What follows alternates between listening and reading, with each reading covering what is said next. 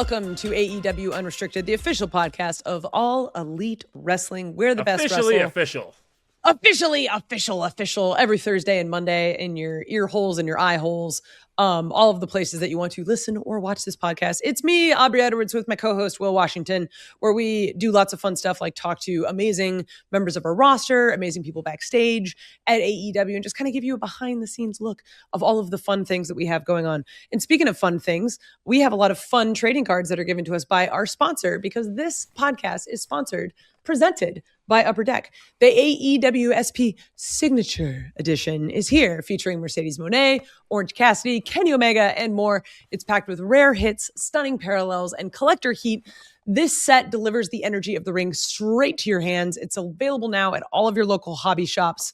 Do not miss the pull of the year. I want to point out that these are just kind of sent to us by Upper Deck, right? So I don't think these cards in particular were meant to come to me, because I opened this thing's only supposed to have 3 cards in it, and I pulled 4. Like, wow. I gotta be real with you. Like, I got an extra one. This is freaking cool. Like, I'm excited. Well, I'm just opening this one, and ASMR. Go figure the names that you just dropped, because Ooh. I got Kenny Omega. Hey! I got Ricochet. Whoa! Look at that guy. He's so bald. And I got a signature, Willow Nightingale. I got 2 signatures. I got a Dante Martin, and I also got a Lee Moriarty, who I know had an awesome trip in Mexico recently and is killing it on ROH. So yeah, there's just so much going on at AEW, and there's so many people on our roster. And I know we're getting opportunities to actually go back now that this podcast has been around for such a long time. We get to go back and actually talk to the people that we talked to years ago, back in like pandemic era even. Today, we are joined by self-described the humble servant for Madame. We have the Butler, Luther, joining us today. Hello. No, it's been the first time since April of 2021, in the middle of the pandemic, that you've been on this podcast, which at the time you were wrestling in a tag team with Serpentico as Chaos Project. So a lot has happened since then. Yes. Because of Chaos Project. It feels like we're not even talking to the same person. Okay, because we kind of aren't. Well, we had Chaos Project and then SAP. Right, Spanish Announce Project. Yeah. And then all of a sudden, you just find this new career path of being a servant to one Miss Timeless Toni Storm. So let's just jump into the obvious question of, how the hell did this happen? So it was a brainchild, I guess, of TK's brainchild, and Toni Storm's, so they came up with this idea. He pitched it to me. They said, we have a idea for you that I think you're going to do really good with, and watch this movie, Sunset Boulevard. So I was like, all right, never heard of it at the time. So I watched it. It was actually a really, really good movie. I don't know if you guys have ever watched it. And I ended up watching it like 3 or 4 times now, and I just mimicked that guy. So I got his walk, I did everything, but he talks, and I was like, okay, I don't really talk much. Mm-hmm. So I kind of take some of my own thing into it. So I got a little bit of guidance, but not a ton. Basically saying, this is what we want. And then within that framework, I can bring whatever Lutheranisms I want into that. And a couple times I've done old school Luther, where I yelled at RJ one time in my old voice, because I like to throw little Easter eggs in once in a while, Hell yeah. Yeah. Little stuff that people, a few people might remember that, so. Yeah, it was really interesting. I remember at the time, when the Timeless Toni Storm character was really coming together. We hadn't introduced it to TV, but it was a thing we were all talking about quite a bit in the office. And it was like the piece of it that Tony was adamant about was, of course, the Butler character, and specifically his vision for it was you. Like, he was talking about the fact that, I remember there was one week where we were going to introduce it all, and you weren't at TV that week. And it was like, I remember it was almost like, it can't be done without it. Like, it has to be this, or it can't be done right now. Which I had booked off. I had that weekend off for months and months, because we were going on a vacation for that week. And then it got green light, and the literally the morning I'm leaving, my phone's going crazy. We need you. I was like, I have all this, which of course I'll dump that and go. But then they're like, no, it's okay. We'll see you next week. We'll just put it off a week. But at first I'm like, this is a great opportunity and I have to go. But what have I done? No. Yeah. But you know, that's wrestling, stuff just comes up out of nowhere. So you always have to be ready. And so they put it off a week, and then, which was great because that gave me time to get everything organized in my own head of exactly what to do. And even now it's still a learning process as we go. That's what makes wrestling awesome. There's stuff doesn't have to always be the same. Things morph and change, and then sometimes even come back to where it started, which makes it awesome too. So yeah, I remember that call and I was like, oh my God. Okay. And at first too, I was like, wait a minute. I'm a butler, like a manager, and then, because when you're wrestling, you want to be a wrestler. Like, I'm a wrestler. I'm not like, okay. And so, but I went and it was so awesome. And Toni she's like the best ever. I can't even say enough good stuff. Like, she's just awesome to work with. Great person. And TK's vision, when he explained it to me, I totally got it right away. So it clicked. And I know, I think I know what he wants when I'm out there. I don't, hopefully everything goes good. I mean, you guys hear it more than me probably. So I actually get extended feedback about your managing skills in my headset, and Tony Khan is a big fan. That's all. See, that's awesome. Makes me feel good. Right. Without peeling back the curtain too much, be like, yeah, star pupil of the School of Management, Mr. Butler over here. Pretty great. So I kind of want to know a little bit, because obviously this is a huge turn from what you used to do. Like, you were a deathmatch legend in Japan. I remember your now fiance was like, I have to show my parents pictures of what he did. How is this going to work?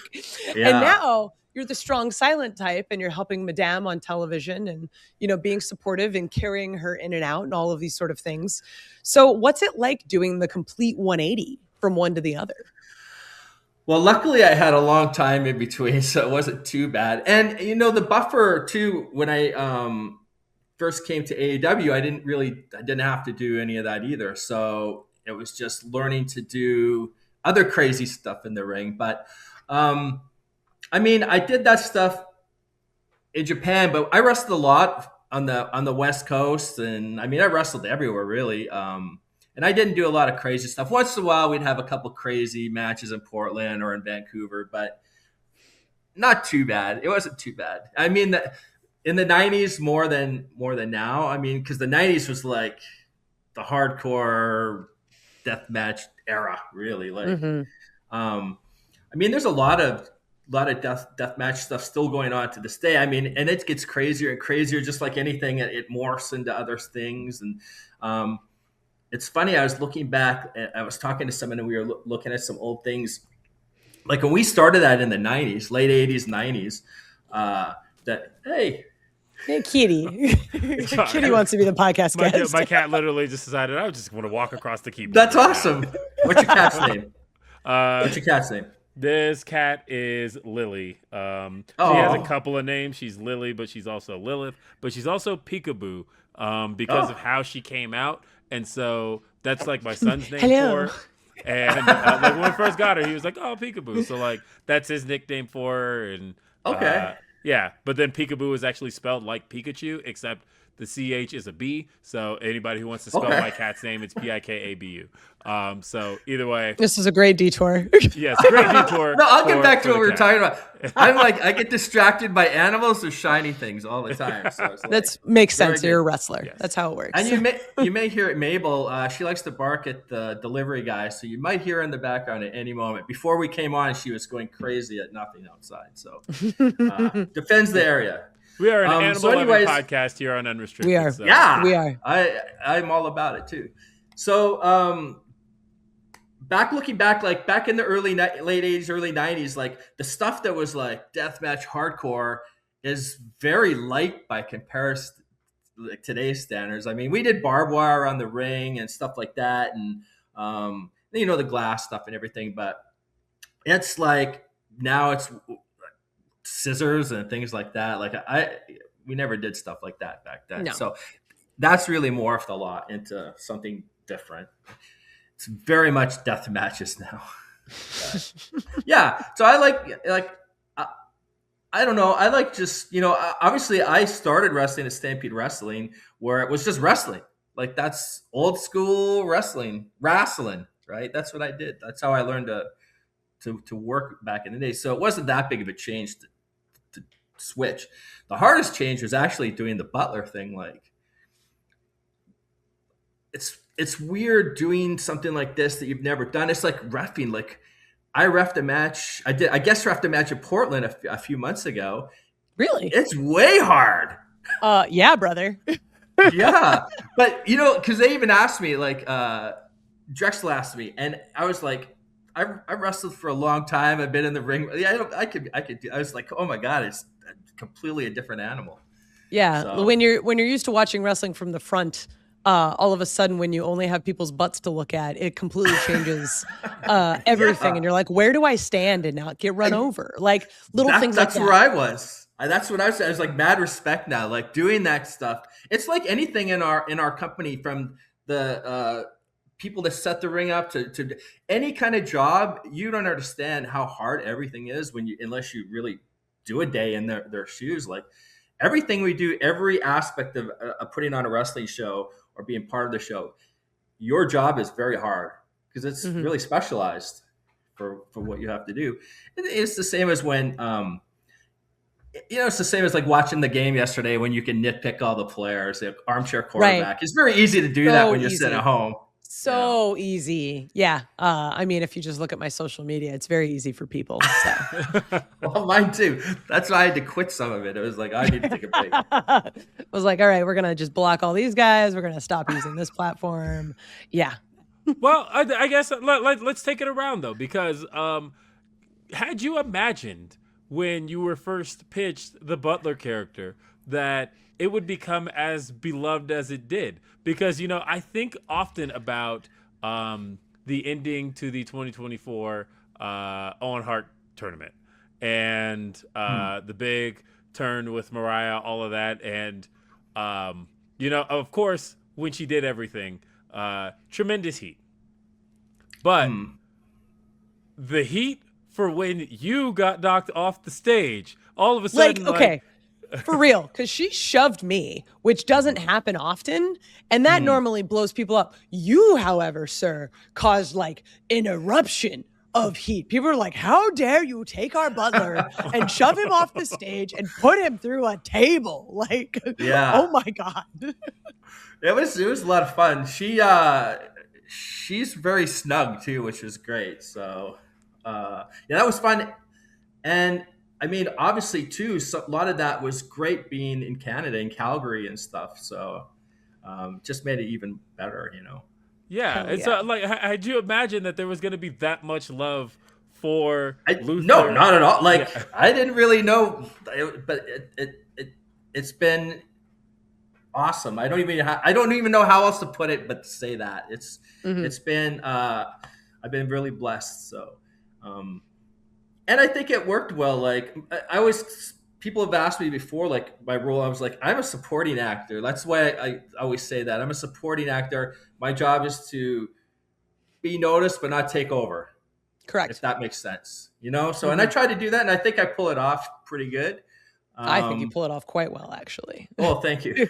and then the moments where I'm supposed to go front and center stage, that's my, 1 minute to do whatever I have to do or whatever. And then the rest, because this whole story is Madame. It's Madame's story. I'm just driving the car, I guess, or a passenger or whatever since I'm her everything guy, I guess I'm the chauffeur.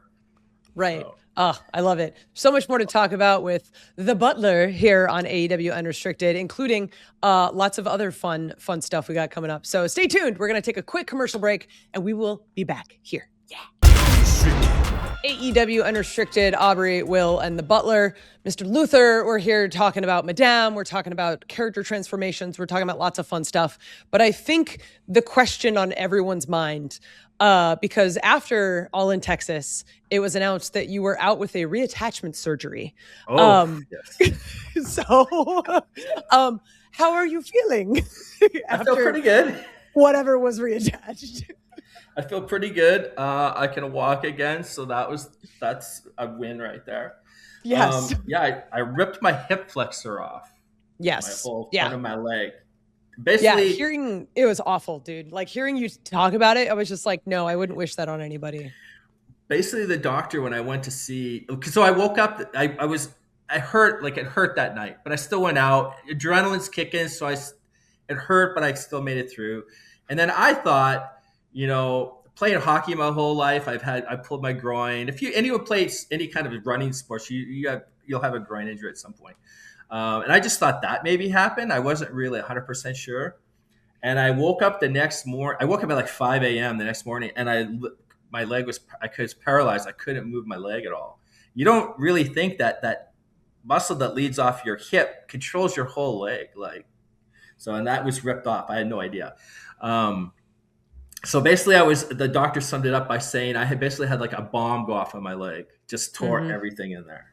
Yeah, so that was fun. I mean, that is a great way to put it. Is fun. Yeah.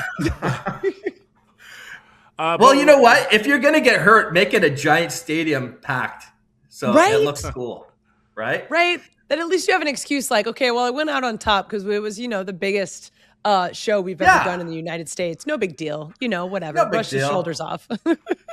Yeah. And so I basically, because I was holding Toni, and Mercedes jumped on me, and I basically did a bridge holding both girls, and that's what. I was taking the bump, but my foot got caught on the mat, and that's what happened. So I just basically did a bridge. Which is ridiculous because it's like, this is just a totally normal spot, but just like I do that 1,000 times. Right. Just the one slight difference suddenly means like you're out for months and having major surgery. And but now you're back, and we're so happy you're back. But that just shows how great and how good our athletic wrestlers are. Like that happens a lot, and you're always like one little tiny stupid thing away from stuff, but guys always persevere and get through it, Hell yeah. But it's a tough life. It is. People don't really think of that, Well, so what exactly was the recovery process like? So I had to get surgery done, and then just all the rehabs, and they said, so I at least they said there's a good option and a bad option. I had the good option. So the good option was it tore. Bad option is the bone comes off with it, but my bone stayed. So that was the good thing. Yeah. So out of a bad situation, I had the best one, I guess. Gross. Wonderful. Yeah. It is. So anyways, I had to get that set, and they say it could take up to a year to heal. And I was like about 4 months. They said I'm a really fast healer, and I was up and going. So yeah. Damn. Yeah. So there you go. Modern science helped to fix it. Yeah. It's crazy because I was hearing a couple days ago, watching football players back in the day, an ACL tear would have completely taken them out for their entire career. Whereas now we just look at something like that and it's like, oh yeah, that's like a 9-month injury. They'll be back. It's fine. Coming back from something, but then also getting back to the shape you need to be in. And kind of that segues into the point of you're in incredible shape, dude, by the way. So I don't know what you're doing, but not only are you a phenomenal character on TV, but I'm sitting in the back damn, Luther's looking good. I got to step it up, man. Oh, thank you. Thank you. Yeah, someone was in the back the other day, and they go, wow, I didn't realize you're that big. And he goes, that jacket doesn't do you justice. No. We need to get you one of those little, right? We got to get you a tux with the sleeves cut off, old school style, just so you're sitting there. Well, the shirt underneath, I wear my sleeves cut off because I can't. The first day I did it, I had the sleeves on and I couldn't move my arms trying to carry her because it was so sticky. So I had to cut them so I could move it. No, see, that's all these little known facts. No, see, right? And that's got to turn into a moment, right? Like, I'm just picturing a moment where, like, we got to rig detachable sleeves where, like, at some point, yeah, where just at some point, like, I am just picturing some form of, okay, I'm even picturing exactly who it could be. But literally, you standing up. Get Charlie on the phone, guys. And then literally, you're just like, boom, boom. And then everybody, like, the pop that's going to get. Yes. Would be absolutely insane. And man, I want to see this so badly now. I know. Write it down, Will. Write it down. And then people look back to this podcast and go, that's where that moment was. That's where it happened. All right. Awesome. So Luther, you've seen a lot of incredible moments standing ringside to Miss Madame Toni Storm. Are there any particular moments that stand out in your mind from all of them that you've seen so far?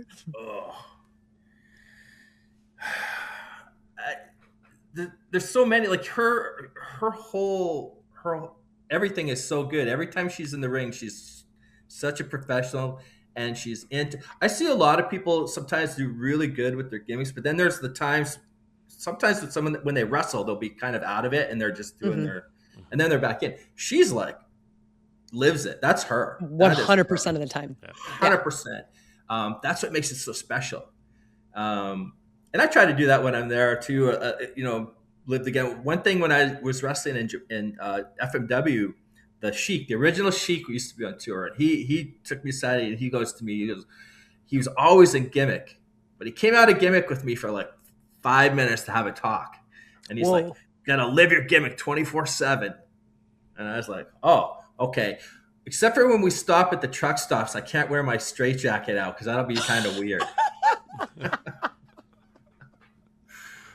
But yeah, that's what he was telling me. So I was like, okay, I get it. As soon as you get to so I used to do that. I get off the bus in gimmick, stay in gimmick the whole time, even at the arena sometimes, and then back in gimmick on the bus. And then not until I got to the hotel that I was like, wow, out of gimmick. Because then I could like, yeah, well, I mean, especially they're so into everything. So, but one moment that really always stands out to me was when she lost the belt. And I remember trying to reach for her, and there's a couple pictures of it, but then I was crying. Like I cried and she was out, and I was like, that's to me like a awesome moment right there. Like I couldn't even believe I cried for real. Like, I mean, when wrestling's good, it's great. It like actually causes you to have emotional responses to stuff. Like, it's always funny. Like when someone goes into a match and knowing they're going to win a title, right? But then once it actually happens, they're crying and they're shocked, and it's like, you knew this was happening. But it's still like you have that moment leading up to it where all of the wrestling part is happening and all of the adrenaline is building, and then by the time it actually takes place, you're just like, I have no idea how I'm going to respond. Like. And that's your heart takes over. Of wrestling.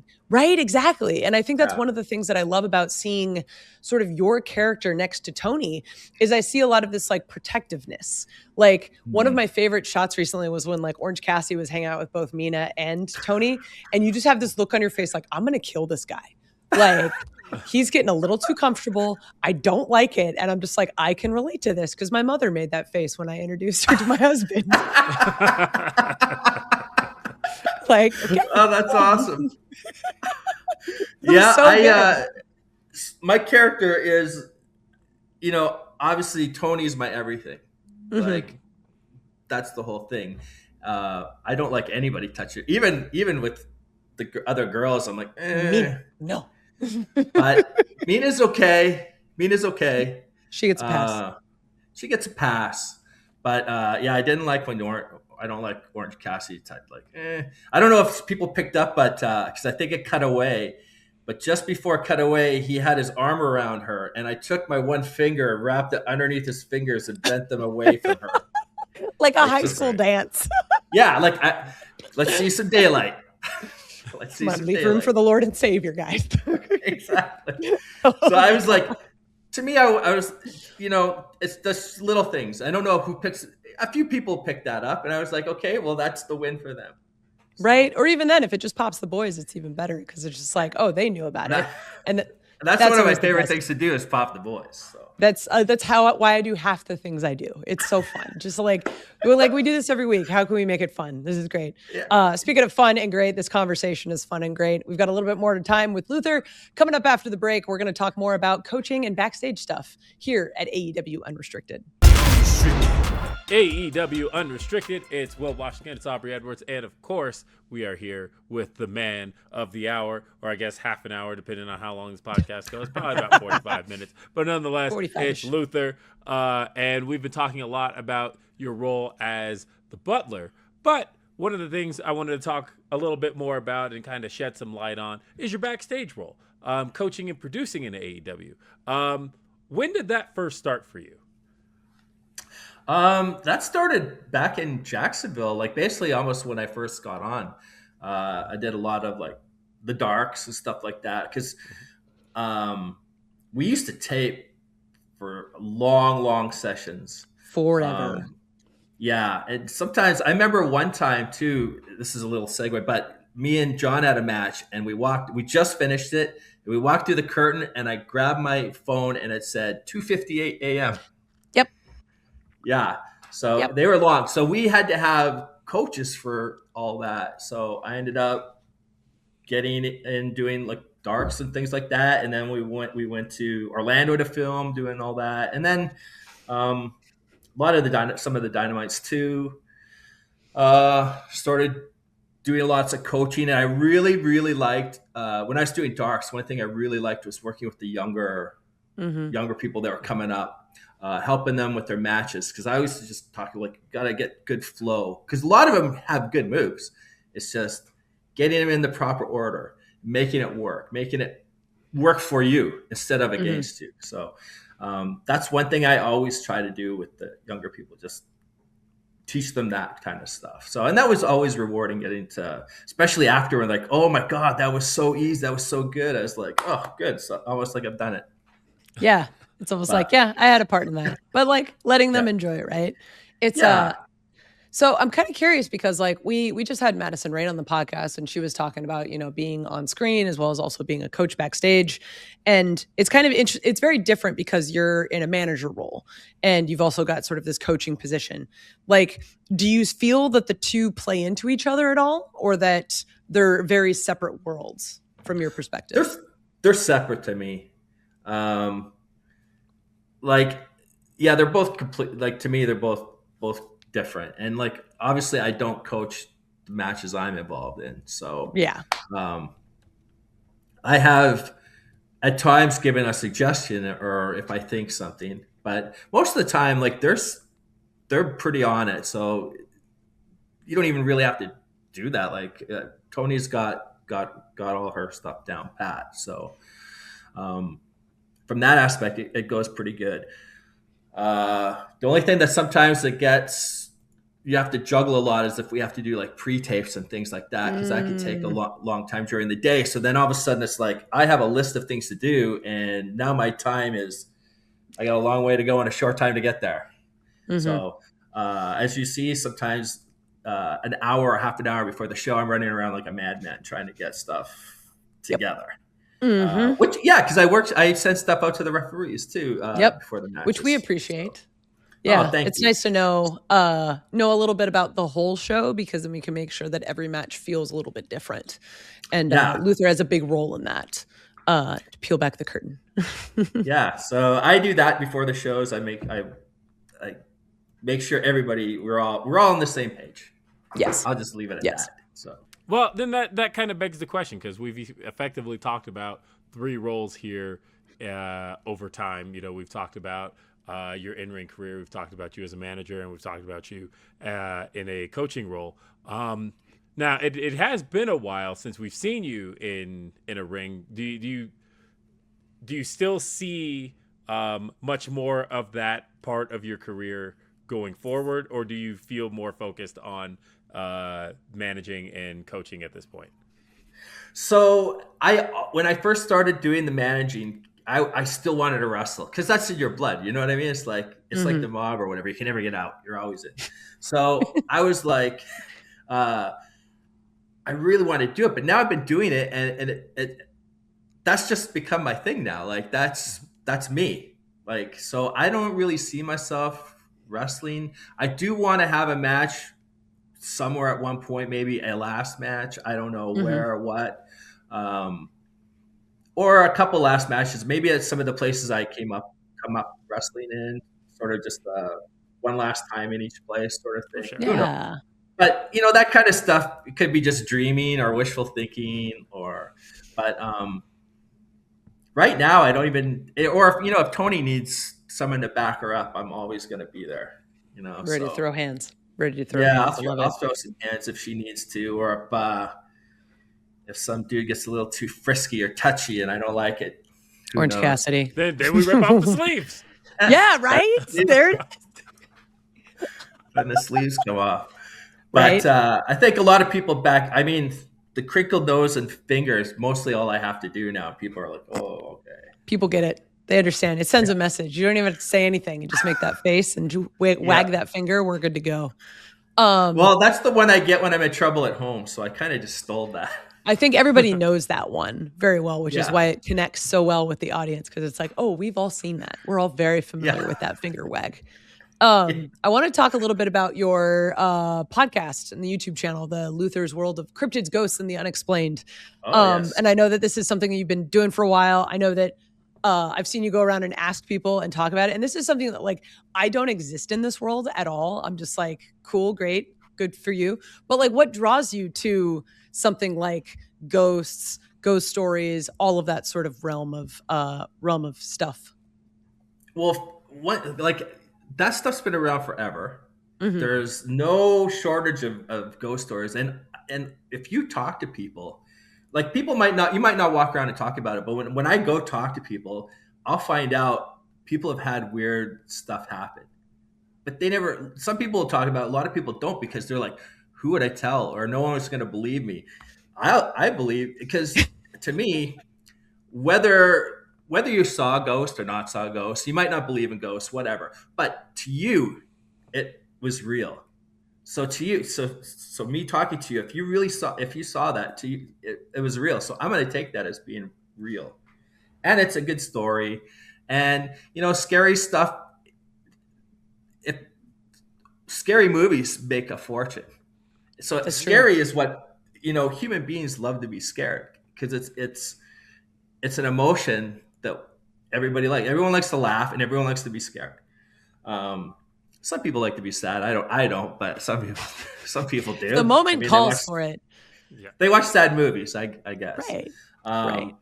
So that kind of stuff always just intrigued me. And like, when you go on ghost hunts, like, so I haven't done this in a while, but like, go to a haunted hotel or museum. Like, I used to rent the museums, or I would rent the whole place. Wow. And then just camp out overnight. And sometimes by myself, sometimes with one person, two people, or sometimes with a group. It all depends. But those moments when you're in a strange place and it's pretty dark and it's really creepy, I mean, it gets the adrenaline going. And I mean, if you're an adrenaline, I don't jump out of planes. Some people do that. To me, this is just my adrenaline. I don't know if that makes sense or not, but it does. It's like a safe way of kind of getting that adrenaline spike, where you're not going to need reattachment surgery after. So hopefully, hopefully, could fall down a flight of stairs. I don't know, but I don't know, man. It's like, whether stuff really does happen or doesn't happen, I mean, in your head, it's still like freaky. Yeah, a little bit. What would you say was your, I guess, freakiest experience from a paranormal perspective? All right, so I've seen two things. And I've had one thing happen to me. I've got a lot of audio stuff, but at one point, at one place, I got a scratch on my cheek. I felt something, and I thought maybe like I got a bug bite or something. And so I was with I think like 6 other people, and they tried to look, but we couldn't see. So we went outside, and I had like a scratch down my cheek. Wow. But we had these pods up. It was a line of pods, and they only go off when you touch them. And they were in between us. And all of a sudden, they started going off randomly. And right when the one right in front of me went off is when I got that. Whoa. So, but that's not even my freakiest. Oh, okay. I've seen two things. So one time I was at my friend's house. I think I was about 6 years old. And I slept over at in his room. And you've had sleepovers when you're a little kid, right?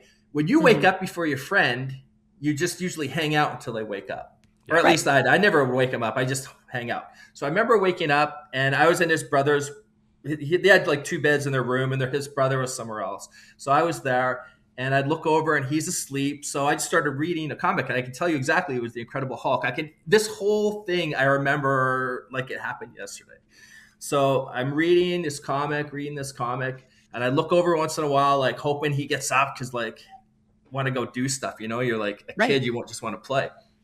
And I look over, and he had a door, but he had no door. It was just like the door frame or whatever. So I don't know if his parents just took the door off because the kids, which I guess is a thing. Yeah. And I see this girl. She's kind of like hanging over the door, and she's got long blonde, like hair like yours, but it's all blonde, and she's younger. She's like a teenage girl. But to me, I was like, oh, she's old, but she's like a teenager. When you're 6, I'm 6 years old. Yeah. So she's staring in, and she smiles, and I smiled at her, and I feel like I'm pretty friendly. I've always been a pretty friendly, like talk to everybody guy, and that's the Canadian in me. And then so I smile, and then I look over, I see her, and she like kind of is looking past me, and she's looking at John, my friend John. And then I look back at her, she looks at me, and then I look at John because I think maybe he's up, but he's still asleep. And I turn back to her, and she's gone. So I was like, I saw a sister, right? Like not a big deal. Because it wasn't like a ghostly figure. It was like I was looking at you guys, like I'm looking at a person. And then all of a sudden he gets up, and we just go along. We're just playing and reading comics and hanging out. And then his mom calls us, they're making breakfast. So we go upstairs, and we're sitting there, and we're at the table. Me and him are at the table, and the mom and dad are in the kitchen, and they're cooking. And they're asking me stuff like about, my parents and my family, but, all the classic stuff when you stay over at someone's house. Right. And then I said, I don't even remember how I said it, but I said something about, I saw your sister downstairs. And they stopped cooking. But as a kid, I noticed stuff, but I didn't know stuff because I was young, right? Mm-hmm. They stopped cooking, and they started whispering something, and they're talking. And I'm just sitting there, and my friend John leans into me, and he whispers, I don't have a sister anymore. Whoa! Anymore? Oh. Anymore? What? Right? And I'm getting goosebumps talking about this. So then the mom turns to me and says, you have to go home. And I didn't understand what was going on. I'm just like, did I do something bad? Like I'm getting told to go home. Like I thought, what did I do? Right? When you're a little kid, it doesn't register. You don't have the context. Yeah. And so I went home, and even my mom's like, why are you home? I was like, they had told me I had to leave or whatever. And then I saw him at school on Monday, and he told me he's not allowed to hang out with me anymore. Whoa. And I was like, so I don't know. And I still didn't put two together. I'm like, well, why not? Like, what did I do? I didn't do anything. You know what I mean? Like I didn't break anything. Because as a kid, I was like, I could see if I broke something expensive or whatever. I didn't do anything. So I don't know if the mom, and I didn't put two and two together until I got a little older. I don't know if the mom thought I was like digging at them or something like that. But I had no idea about any of this. And then I was thinking about it later because I remember him leaning and said, I don't have a sister anymore. Then I'm like, oh my God, I think I saw his sister who is no longer with us. Oh, that's wild, dude. That's so. Yeah. How's that for a story? Well, that is wild. Are you kidding me? Yeah. Like I wasn't expecting the anymore. I had a hunch, but I was like, right. Oh. I can tell you my other one really quick too, which is creepy too. As long as it's quick. It's very quick. So I'm on a bed, and I have an old place. This is in Bellingham, Washington, and it used to be an old folks home, and then that was reverted into apartments.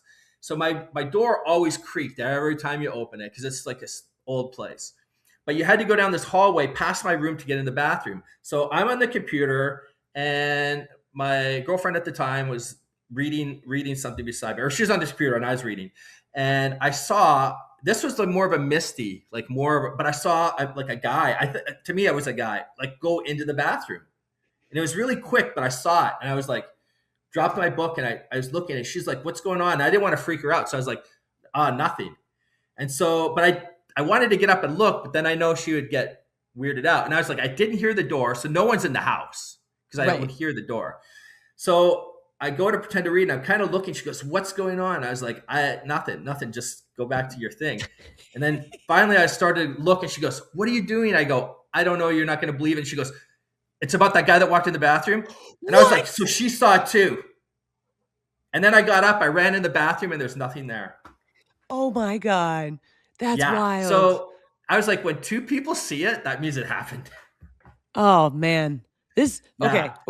Oh, brother. Okay. So she said to me one day too, I worked at a gym back in the day, and I'd leave at 4:30 to be there by 5. She said one day she woke up and this guy was standing at the end of the bed staring down. She thought it was me at first, then realized it wasn't me, and then just put the blankets over her head. Oh my God. Okay. So when we started this whole discussion, I was like, nah, it's fine, whatever. Now I'm like, okay, I need to know more. So I think I'm going to go through your YouTube channel and listen to a bunch of this. But we got to wrap it up. And I just want to appreciate, I wanted to say how much I appreciate you and what you've done. Oh, thank you. Everything you do at work, from coaching, from helping spread information to the people that need to know it, from seeing you support an amazing woman on television, both physically and emotionally. It's been really great. And I've just loved all of the time I've gotten to work with you so far. And look forward to all the time going forward. Yeah. Oh, that's awesome. Thank you so much for having me. It was. I could just rap for hours and hours. So totally. I think we all could. Yes, genuinely, Luther. It has been excellent having you here on the show, and of course getting to know the origins of the character, and really getting to catch up with you since the last time, because 5 years is quite a bit of time, especially in AEW, and to see your progress in front of the fans and seeing your progress behind the scenes has been excellent to watch, both on camera and backstage. And we want to thank you for being here. And you can, of course, follow Luther on Instagram, Luther_the_Butler. And you can hear Luther's dog. You can hear Mabel. Yes. I just ordered some new cooking utensils, so that's what's coming. Gotcha. Wonderful. Awesome. Yeah. Well, of course, like you said, we're an Animal Loving podcast here. And this podcast, AEW Unrestricted, is sponsored in part by Upper Deck. The AEW SP Signature Edition is here, featuring Mercedes Moné and Orange Cassidy and Kenny Omega and more, packed with rare hits, stunning parallels, and collector heat. This set delivers the energy of the ring straight to your hands. Available now at your local hobby store. Don't miss the pull of the year. And please rate and follow and review AEW Unrestricted wherever you get your podcasts. If you get them on Apple Podcasts or Spotify, wherever you get them, make sure you do so. And also our YouTube channel as well, the AEW Unrestricted YouTube channel. Make sure you hit that subscribe button. And if you're not an AEW insider, what are you doing? Get your early access to ticket pre-sales, special merchandise offers, and more straight to your inbox. Sign up today at AEWTix.com. And don't forget, AEW Dynamite on TBS Wednesdays at 8 p.m. and streaming on HBO Max. AEW Collision is live every Saturday on TNT and streaming on HBO Max. ROH streams on Honor Club every Thursday. I'm Will Washington. She is Aubrey Edwards. Thanks for listening to AEW Unrestricted.